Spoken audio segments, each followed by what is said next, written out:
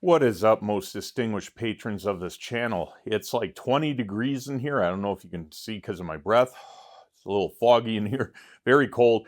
And I thought, why not spend today with you guys and teach you guys the introduction on welding aluminum, in specific, TIG welding aluminum.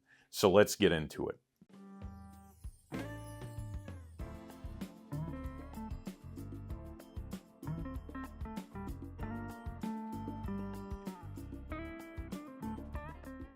So you want to TIG weld aluminum. Well, you came to the right place. Congratulations. No, seriously though, TIG welding aluminum isn't super difficult. You just need to understand what you're doing. You need to have the right machine, the right setup, and the right settings, or you're going to have very little to no success with this material. It's really not that hard to weld, and you're going to find by the end of this series that you will probably be able to TIG weld aluminum pretty competently with not a whole lot of practice. Now, to be extremely good at it takes almost a lifetime of experience, but you don't need to be extremely good to be able to build a lot of cool functional stuff out of this material. I will be touching in this video quite a bit on the material itself, talking about different alloys. Now, I'll have a whole video out just on different alloys and the filler metals that you need to weld them, and thoughts on that, because that's so complicated and there's so much information. That's a whole video in itself, but I will touch a little bit on that in this video. I'm also going to talk about torch setups, machines setups, what you really need in a machine to do this, and a lot of tips on that, because I don't want to see you guys get taken advantage of. Because, you know, realistically, you go on Amazon.com and someone will say, here's a $600 AC TIG welder, and you think, man, what a deal, because higher end ones are like $3,000 to $4,000, so I'm getting exactly what I need. And then you get took, because there are differences between even a more legitimate $1,000 to $1,200 unit and a lot of what they sell on Amazon, which tend to be junk. And we're going to talk all about that in this video. So we're going to start off with talking about the material itself, so we all have a better understanding of what we're dealing with. So if you've ever walked down a metal supplier warehouse or an aisle in a hardware store that has aluminum, you probably have realized that there are a ton of different alloys of aluminum. You have 3000 series, 5000, 6000, 7000. You have different T numbers. You have the works, and it can be pretty confusing. What you need to understand is that there's different alloys of aluminum for the same reason there's different alloys of steel, and that is to serve purposes in specific areas. And very simply, say you have an offshore boat that's made out of aluminum and you need corrosion resistance from salt water. You need a particular type of aluminum that's good and excels under those conditions, and not one that obviously gets eaten by salt. And that is why you have different types of aluminum. Every one of them has different properties that work great for a particular use, just like with steel. Now, with that said, aluminum across the board has very similar properties that you need to understand. And the most important one out of all of them, in my opinion, and a lot of people aren't actually aware of this, is that when you weld on a material like this, you are permanently changing the performance of that.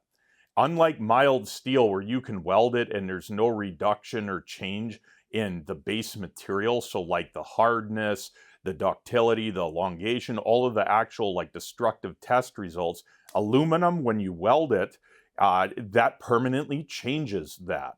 A great example of that would be this bar stock, this flat stock material here. This is one homogeneous piece of 6061 T6 aluminum. The properties of it here, here, and here are all the same. So elongation, ductility, hardness, all of that. Well, when you weld on this material, you permanently change in the area of the weld those properties. And it's important to understand that, because this stuff is not like steel.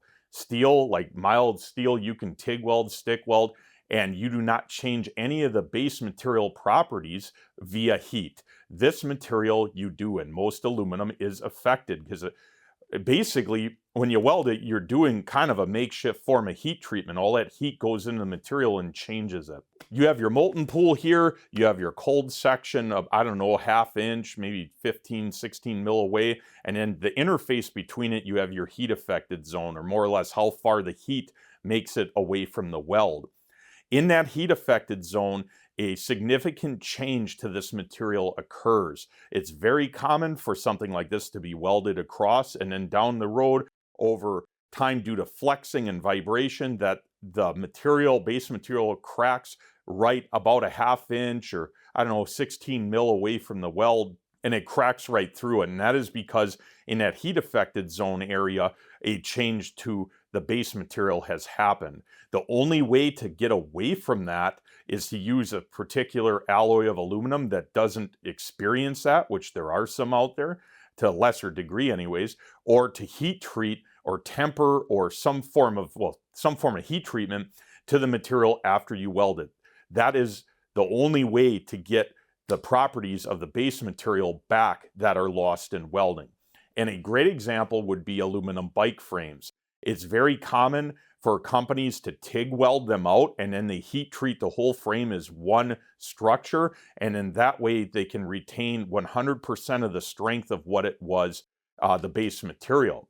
If they didn't do that, it's very common, depending on how good you are at aluminum TIG welding, what your heat input is, all of that, to have failures and cracks near the welds on it due to impact forces. Not all bicycle manufacturers do that, but it is something that is commonly done. Likewise, you can actually torch weld this stuff, and typically that has less of an issue with cracks occurring near the heat affected zone because you put so much heat into it, you more or less make the material soft and not hard and strong like it is, because the issue is hardness. If the material becomes harder in one point as it's bent and flexed and stressed, all of that stress is going to wind up where it's hard because what's near it is soft, and it's going to flex there and then break over time. Now, another major property of this material you need to understand is aluminum across the board tends to experience what's called hot shortness. Hot shortness is a fancy way of saying it does not like to be brought from cold to hot and molten and cold again fast.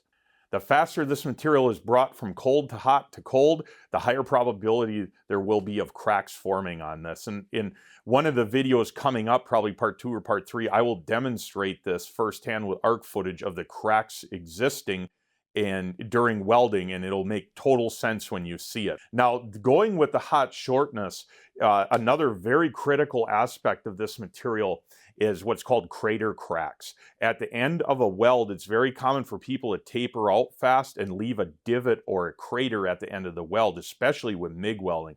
That is no bueno, that is no go. When you leave a crater like that, it's 90% probability there's already cracks in that crater. And what will happen is as things shake, like say you repaired a trailer and things are shaking or vibration or impact over time, the crater crack is going to spread all the way down the weld, and then you're going to have a complete failure of the weld. Anytime you have a crater, if you see it, go back and fill it in, and then also get good enough, and I'll cover it in part 2 and 3 somewhere in this video series on how to deal with not getting craters to begin with. You got to dab more filler at the end of the weld, but you do not want to leave craters. You will have weld failures with it. Now, the last thing that we're going to talk about regarding this material that you really need to understand is that this material is not one to run cold on.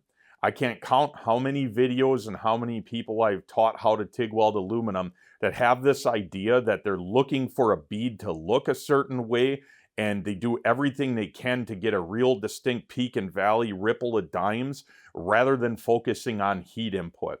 This material is the world's worst, maybe other than copper, at bridging a root and leaving a completely unfused root of a weld, and that is why you see so many cracked aluminum welds. You leave a crater at the end of the weld and then no root fusion, and a crack just goes right down the weld because there's almost no reinforcement there, and it fails on you.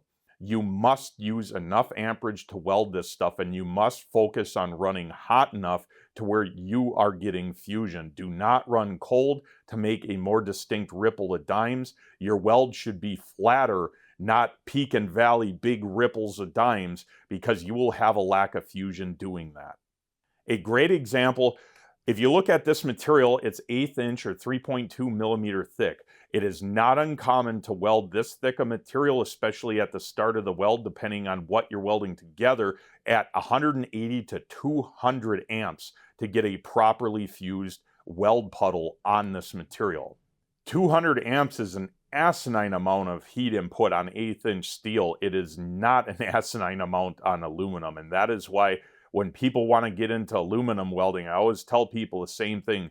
You need to buy as much power as you possibly can, and that you have the power to run, aka the biggest welder you can, because aluminum will humble a 200 amp TIG welder like you would not believe.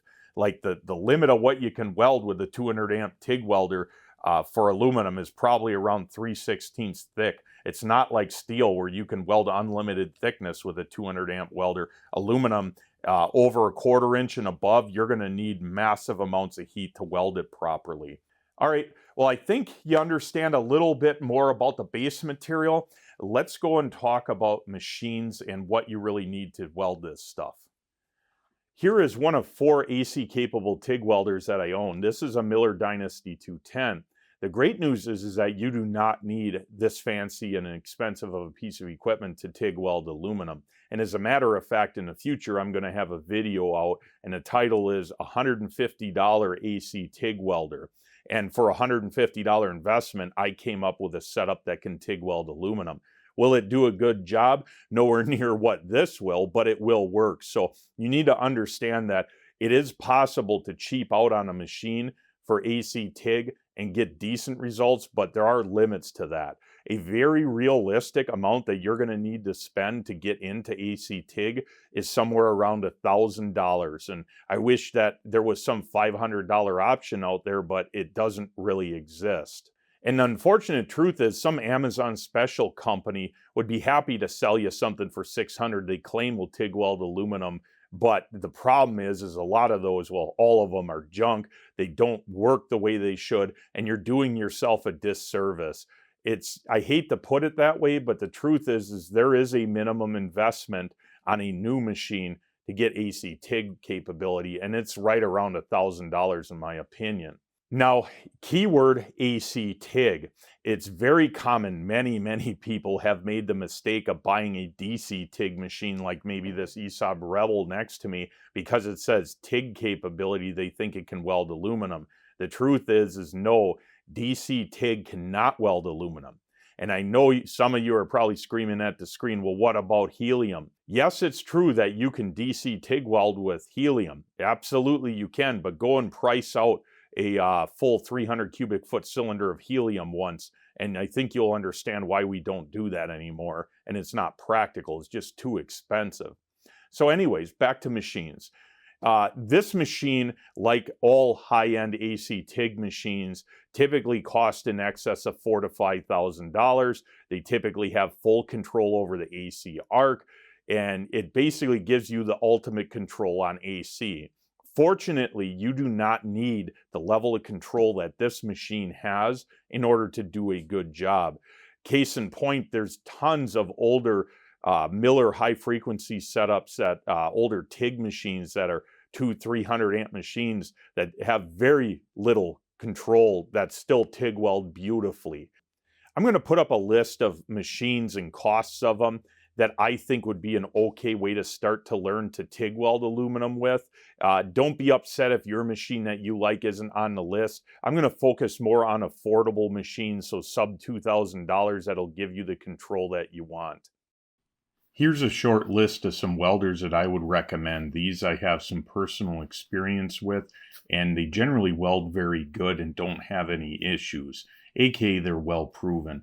The AHP, the Everlast, the Prime Weld, the Eastwood, all of those have existed for quite some time. The bugs are worked out, and they're pretty reasonably affordable as well. Now keep in mind that all of these come with very similar TIG torches, and that TIG torch is not going to like welding aluminum too much. I hate to say it, but one of the ways that they cut costs on cheaper machines like this is they include a TIG torch that can't handle much duty cycle on AC aluminum, because that puts a ton of heat into the torch. So more than likely, if you really want to do aluminum welding with one of these and do a decent amount of it, you're going to have to upgrade your torch with any of these to one that can handle the power. Now, Harbor Freight has a TIG 205, I believe it's called. That's a little bit more than $1,000 that you could probably get for less than $1,000 with a coupon. And that's an okay machine from what I've heard. However, I don't have any experience with it, and the older one had some issues. So it's one of those things, do your due diligence, look up reviews, get an opinion. Now, speaking about doing your due diligence and recommendations on this, in the background of the screen capture, you can see like Yes Welder and Art Captain welders and all of that. My honest opinion, and I don't really care if anyone doesn't like this opinion, is that I would stay away from those. Those companies all are multi-million-dollar ad companies that push products that barely work. They also lie about their specifications and claim all sorts of wild stuff that it can't do. And that's a no-fly zone deal for me. When you start lying to people and taking their money, I have a serious problem with that. So my honest opinion is stick with what I have on this list, or as always, consider buying used equipment. You can typically get a ESAB, a Lincoln, maybe even a Miller that's halfway decent for well under $1,000, and actually might be better than some of the newer ones, more modern brand new units that are out there. So it's something to think of. So here's some features that you're going to want to look for with a TIG welder purchase. The first one being AC TIG. I already mentioned it, but if you don't have AC, good luck. You're going to have issues and your pocketbook's going to get drained by the cost of the helium. So number 2 is amperage. I always found it funny, and I laugh, I chuckle now. So many people sell TIG welders based on like features for AC. Oh, it does this control and that control. When the truth is, when welding aluminum, the number one thing you need to concern yourself with besides AC is amperage. If you have ambitions on welding 1/4 inch or above aluminum, believe it or not, you need to invest in a 250 to 300 amp TIG welder. If you're fine with welding 1/8 inch and thinner material, a 200 amp class machine is fine. I am not joking when I say that this stuff takes a tremendous amount of heat input, and if you don't have realistic expectations and understanding of how much power you actually need, you're going to end up buying a machine that's too small to do the job. With that said, under no circumstances would I really recommend buying a machine under 180 amps for aluminum. It just isn't effective. You should be looking at 200 to 250 amp machines. Another often overlooked and important aspect of aluminum welding is the right torch. In front of us here, I have 2 torches. This one right here is considered a gas-cooled or an air-cooled torch. It is a CK17. This is very common on steel, works great. And this is a factory Fronius water-cooled TIG torch, so it is not gas-cooled or air-cooled. The biggest difference between these, besides the fact that this requires a water cooler, is the amperage capability. When you look at the head size of this, this is actually a bigger torch. Now, don't pay any attention to this. This is just what Fronius does. The CK version of this has the same grip as this, but this has a smaller head, and this can weld at 250 amps all day long and not melt, or actually 300 amps is what this is rated for. This is typically rated for around 150 to 170 amps of DC, and you'd be lucky to pump 150 amps of AC through this for extended time without melting it. And that is one of the biggest problems with welding on AC is the TIG torch, due to the fact that the AC arc is traveling back to the tungsten. There's a tremendous amount of heat that is inputted into the torch head due to that hot tungsten, and it is very common to basically melt these down. And that is why if you buy some Amazon special that comes with a cheap version of this torch, don't be surprised if you literally melt it when trying to TIG weld aluminum.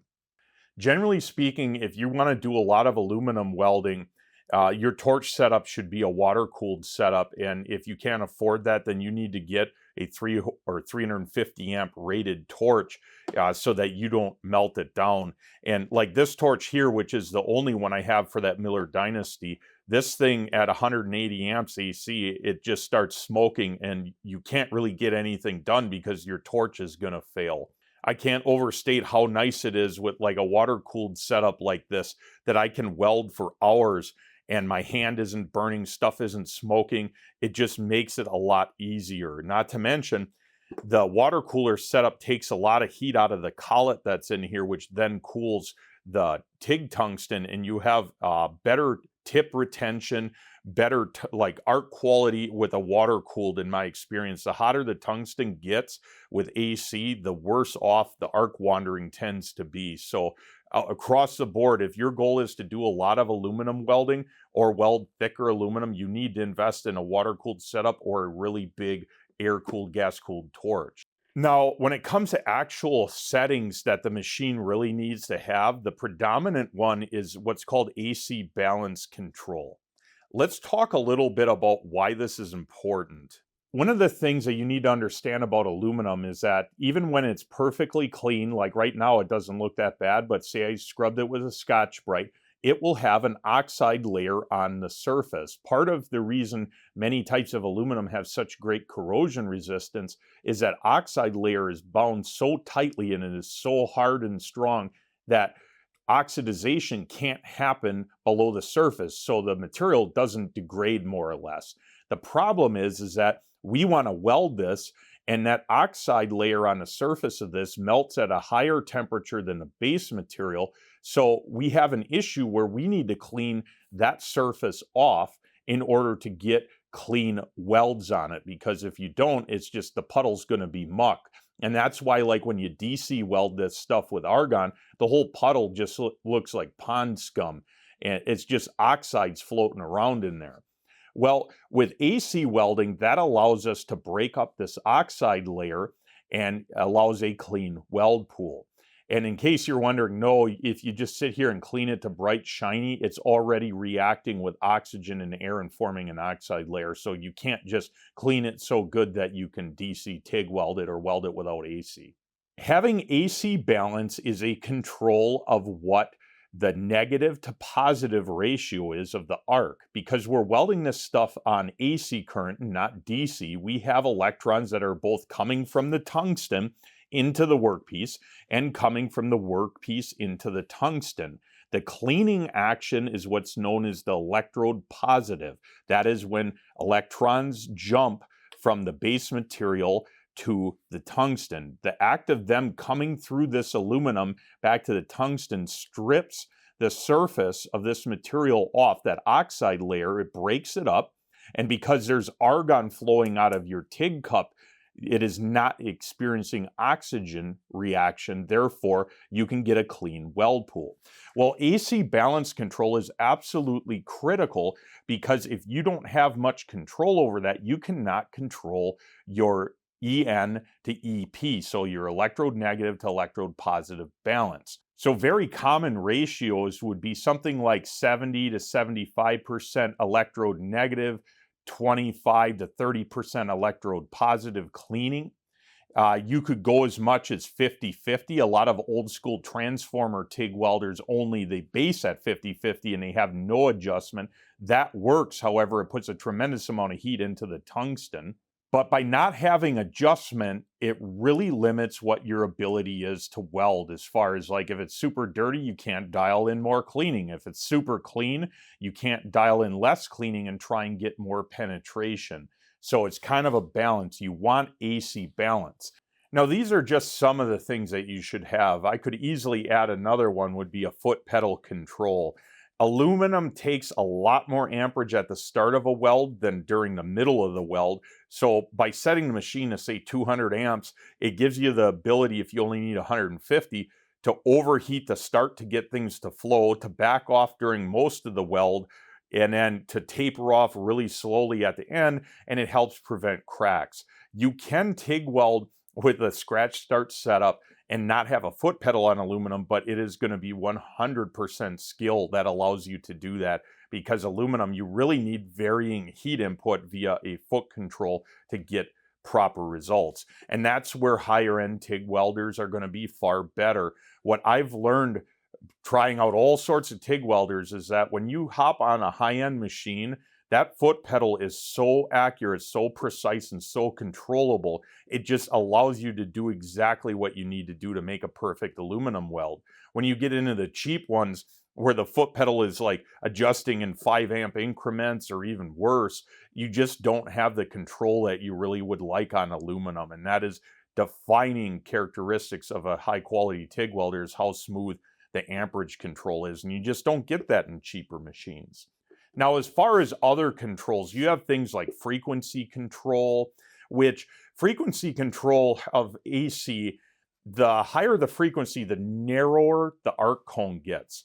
It can be beneficial for welding thin aluminum to use a higher frequency like 200 or 250 hertz because it allows you to narrow the weld pool. Is that an absolute requirement? I would say no, because you can make beautiful welds with an older transformer machine that's limited to 60 hertz, but it is a nice control to have. If I were to give you a range, I would say if you could adjust frequency between 60 and 150 hertz, you can weld probably anything that you would really want to do in a home with aluminum. Honestly, you don't need like 500 or 5,000 hertz for the most part. That's kind of almost overkill. And I've done a lot of aluminum welding, and I don't know. I generally use between 50 hertz and around 180, 200 hertz, and I just stick within that, and I don't find much benefit outside of there. There's also things like pulse. You can pulse weld with AC. That is something that I think is a big no-no. There's certain forms of pulse that can drastically boost amperage that some machines have. That is fine, but pulsing, trying to make a stack of dimes with aluminum, remember that hot shortness I was telling you guys about? Well, when you pulse, you blast it with heat and then you're off the heat like the machine does it for you. What do you think you're going to make when you do that? If you do it wrong, you're going to create a massive amount of crater cracks and cracks, hot shortness cracks in the weld, and whether or not you see it or not, the weld's going to be junk. So pulse on AC, to me, it's not worth having. If you do, great. You're better off not using it. Now, there's another advanced feature some welders out there have, like that my Miller Dynasty does, Fronius does, some Everlasts have, and that is it allows you to independently adjust amperage on both the positive and the negative wave of the AC arc. Is it required? No. Does it really help? Maybe on thinner material. Is it something you absolutely need? I would say not. You can get by without it, but is it worth buying? I would say honestly for most people, no. I have it on most of my machines, and honestly, I don't really adjust it much. Again, it goes back to maybe handy on thinner material. On thicker material, like 1/8 inch and above, you don't need all these fancy settings. You need one thing: heat input. Honestly, that's the biggest mistake I ever made with TIG welders, is sticking with 200 amp class machines and thinking that I can TIG weld like bigger weldments and thicker material. You just can't. Like, again, it's amperage and a water-cooled torch is really what you need. You don't have to worry about duty cycle on a machine, because you'll never hit that duty cycle if you have an air-cooled torch, unless it's a giant one. All right, I'm going to go and talk about a couple other tips here that I think you'll find beneficial, and I don't really have a place or a category to put these in, so let's just go through them. Regarding torch setups, these gas cups, like this giant one from Furic with a metal screen insert, you want to avoid using these with aluminum. It's very common for the screen to arc out during the high frequency starter of machines. Not to mention, AC welding requires a pilot arc in the background to maintain an arc because the voltage is crossing 0 volts in a sine wave pattern. Well, this screen will get smoked typically with AC. Not to mention, the TIG tungsten gets so hot, you can end up melting this screen out of here. So don't spend the money and use these with aluminum. You simply don't need them. The stubby gas lenses are not my favorite to be using with this, and the reason's simple. The heat input in a torch head, if you don't have a water-cooled setup, is so high that you end up having issues with it melting. You generally want to use a jumbo cup. If you're on a budget and you have an air-cooled torch like this and you need to make it work better for aluminum, I would recommend a jumbo setup. When you look at how big this is, and then this goes on here, and then it basically goes right on a TIG torch. It can go on either. This gets the heat input of the TIG tungsten further away from the torch head, and there's so much mass here that it just cools better, and you're not going to put as much heat in the torch. Not to mention, when you see how far away this puts the torch head from the heat of the aluminum, long story short, this will put a lot less heat into the torch head, and it'll allow you to get more amperage, more duty cycle out of a cheaper, smaller torch without going to water cooled or a bigger torch. The unfortunate truth is something like this setup is pretty big, and you're going to have difficulty fitting this in for a lot of welds on aluminum. So this is best kept for like flat bench work more so than like actual field welds where you need to get the torch into something, but this will help you. Now, as you can see, this has a metal mesh in it, much like this. The difference is that this collet body here, this collet holder that the collet goes in, is part of this assembly, and these tend not to tear up screens like these screens here. This screen is separate from the lens in there, so these generally will work okay for aluminum. It's these that you got to worry about. Now, the cool thing is you can actually use collet bodies without a gas lens with aluminum, and you generally don't have too many issues. So you don't need an expensive setup to weld aluminum. The biggest thing is get that tungsten heat far enough away from the head to try and keep the head as cool as you can so you don't melt it down.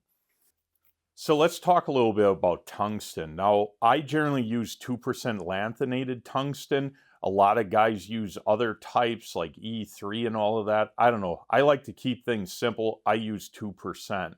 Diameter-wise, 332 tungsten will handle AC on a machine that has adjustable AC balance. It will, I don't know, 200, 210 amps. Above that, you're going to want to switch to 1/8 inch tungsten. Me personally, I just tend to run 1/8 inch on everything now, especially since I've been a steam fitter. That's all we use for DC. It works great.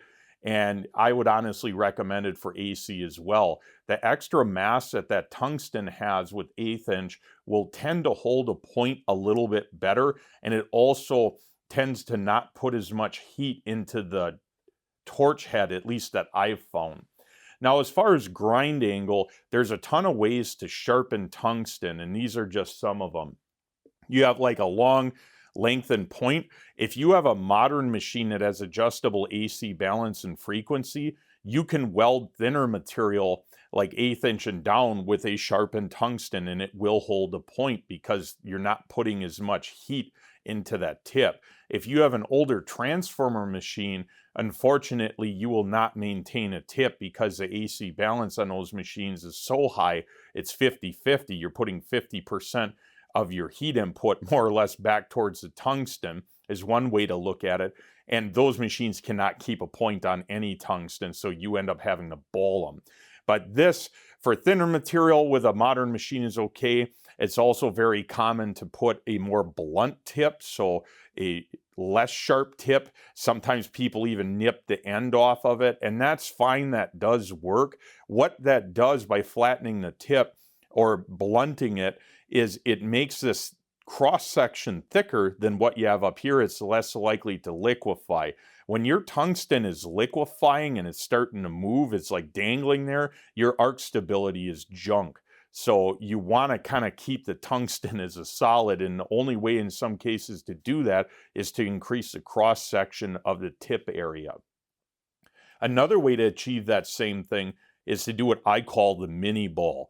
What you do is you heat up the tungsten on DC, so you just set it on DC, electrode positive, and then you put enough amperage into it to where the tip just mini balls. So like 1/3 the diameter of the tungsten is the ball. This is what I actually do. A lot of guys with modern machines do a point. I find that the arc stability when you have this little mini ball on the end tends to be best, and the arc is predictable because you got to remember that AC TIG welding is kind of like you're trying to influence what the arc is doing. It has a mind of its own. By having a stable ball here and a mass there, it keeps the material roughly the same temperature. Therefore, the arc wandering, in my experience, is less, especially above 140 amps. I just find this works the best. This is what I recommend for most people to do. But again, you can do these other two and not really have much of a problem as well, depending on your machine and what amperage you're running. Now, the Fronius machine that I have has this really weird feature where you can more or less blow the tungsten apart with a high DC impulse. It does it automatically, and it creates a completely round tungsten like this. So it's not a ball, it's just round. And I find that it actually welds pretty good. So it would be almost impossible, very difficult to do this on a normal machine, because you're not going to get a round, it's going to create a ball. But if you happen to have a Fronius machine, you might want to experiment with this, because it does seem to work pretty good. Now, the final one is what I call the bowling ball option. For older transformer machines that need a lot of mass in the tip to keep it from liquefying, putting a big giant ball on the end, and this is a bit exaggerated, it'd probably be something more like this. You might want to do that, and in some cases you have to, in order to keep that as a solid. The downside to the bigger ball like this is, in my experience, you don't quite have the arc control of the modern machine like you do with a mini ball. It tends to be more difficult to influence where the arc is going, because you guys got to remember, on AC, those electrons are jumping from the material itself to that tungsten point. And when you have something this big, what can happen is it can influence electrons from areas you don't want them to jump to it. And that is why, like, going with a mini ball, especially with more modern machines, tends to kind of isolate where those electrons are jumping from. Also, since we're on this topic, believe it or not, the width of your gas cup, so here, will influence where electrons jump from the base material. So the wider your argon coverage, the wider the area that electrons will jump from the plate to your tungsten. And that is why it's very common for guys that are professional aluminum welders to use number 5 and 6 cups, like collet body cups, because they can narrow their welds down, and the frosting, the cathodic etching around welds, they can narrow that down simply by using less gas coverage. Another often overlooked aspect of TIG welding aluminum is your welding hood. TIG welding aluminum, massive amperage, right? 180, 200 amps to weld something like that 1/8 inch material. Guess what? When you're welding with that much output, the UV output is astronomical. Not to mention, because you're welding on AC and you get electrons jumping from the material to the tungsten, it outputs more light than what you would have on DC. Therefore, it really pays to have an adjustable hood and to have shade 11 to 12, maybe even 13, in order to protect your eyes. I have taught a lot of people how to TIG weld aluminum, and I have found universally, if they are not experienced TIG welders, after the first day, they tend to complain about eye soreness and stiffness and like sand in the eyes when they're using a shade 11 or especially a shade 10. My opinion is you should be looking at a minimum a shade 11 for TIG welding aluminum, if not 12 or a little bit higher, and adjust accordingly. Some hoods like this, maybe a 12 on this is equal to a 13 on something else. So you gotta be careful. If you wake up after TIG welding aluminum and your eyes hurt, go up a shade. So don't screw around with this. Likewise, do not wear short sleeve shirts, or like this shirt, I don't even know how good this is. It's probably pretty porous to light, but be very careful. You can get a massive sunburn TIG welding aluminum. Some of the worst sunburns I've ever had from welding were on my neck, where somehow light got in around my collar and smoked my neck. Like, the UV on this stuff is no joke. And unless you want to get skin cancer, protect yourself. Don't be t-shirt welding like a moron.